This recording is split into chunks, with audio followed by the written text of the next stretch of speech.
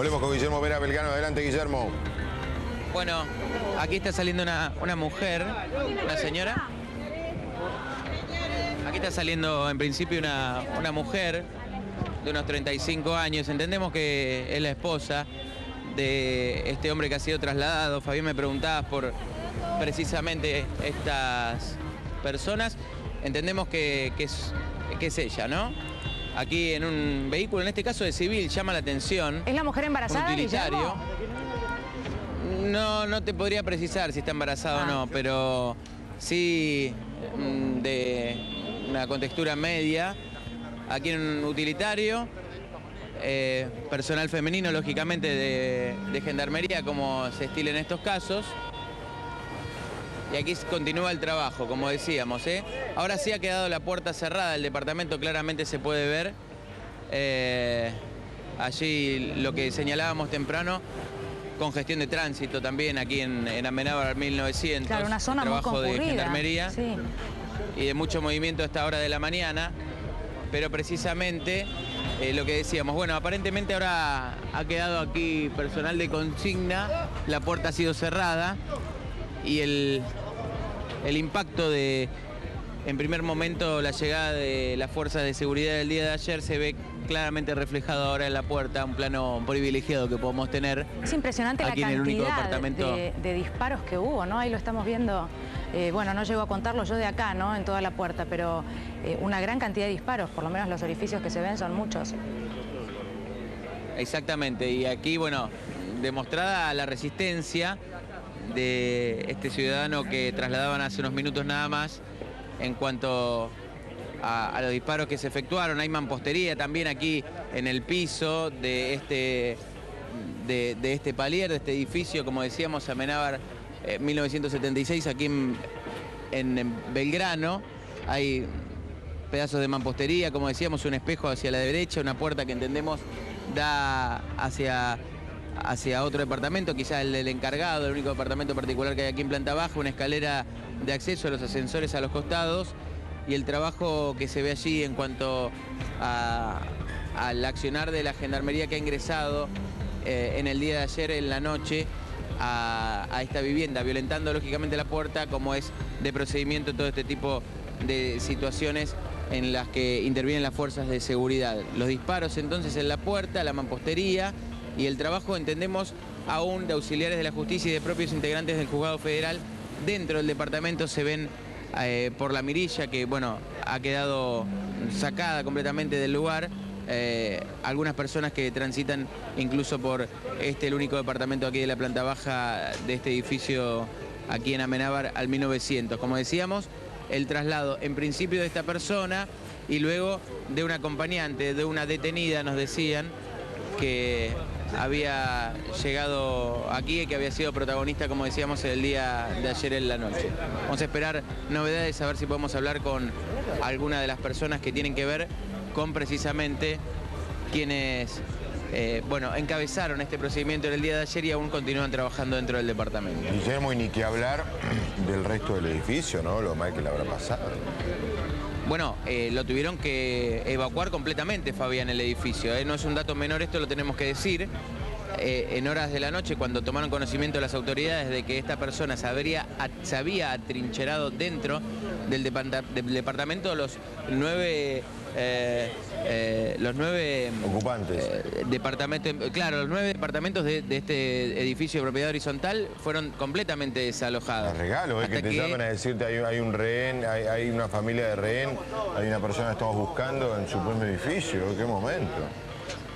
Y máxime teniendo en cuenta que para evacuar este edificio, claro, había que hay que pasar prácticamente por la puerta de este departamento. Eso es lo llamativo también en cuanto a la situación que tuvieron que vivir los vecinos de este edificio, ¿no? Guillermo, ahora quedarían detrás de esa puerta 2 personas más todavía en la vivienda, ¿no?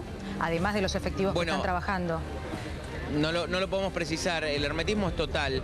Desde que nosotros llegamos cerca de las 4:30 de la mañana a este lugar, solamente vimos personal de las fuerzas especiales, que viene a ser el similar al GEOP de la Policía Federal Argentina, en este caso de Gendarmería, custodiando el lugar aquí. Esta custodia de estos efectivos que estaban fuertemente armados ahora ya no está más. Estamos trabajando un poco más cerca del palier para mostrar los detalles en las imágenes de lo que fue el procedimiento de ayer a la noche. Entendemos que personal de Gendarmería y también judicial está trabajando dentro del departamento. No sabemos si habrá algún detenido más que pueda ser trasladado o no, situación que adelantábamos temprano y que podemos confirmar, como decíamos en imágenes, en cuanto a precisamente el traslado de este ciudadano que resistió a tiros ayer en la noche, precisamente el accionar este allanamiento que por parte de efectivos de Gendarmería, bueno, se realizaba cerca de la medianoche. Sí. Una historia, unas palabras, ¿no? Lo sumamos a Andrés Repetto. La palabra narco para los argentinos, entre comillas, para hablarlo en términos locales, es algo todavía, no quiero decir relativamente nuevo, pero que nos vamos familiarizando lamentablemente bastante rápido, ¿no? Andrés, esto Sí. es una palabra, por supuesto, mucho más común ni que hablar en Colombia, ni que hablar en el propio México, ¿no? Sí, bueno, bueno, es un tema que yo vengo comentando hace mucho a nivel internacional. Básicamente cuando uno veía lo que pasaba en México, yo trataba de comentar, bueno, no veamos esto a la distancia, lamentablemente es un fenómeno regional.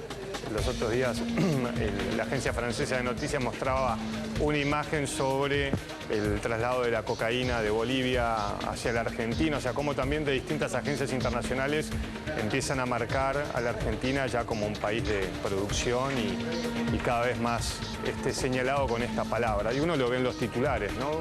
Y convive cada vez más con esa palabra narco. Y creo que es un tema muy, muy complejo. Hay países que están en guerra. En México uno ve una situación prácticamente como las que se veían en Irak, ¿no? Con grupos de cárteles de la droga que decapitan a la gente, tiran los cuerpos en las avenidas.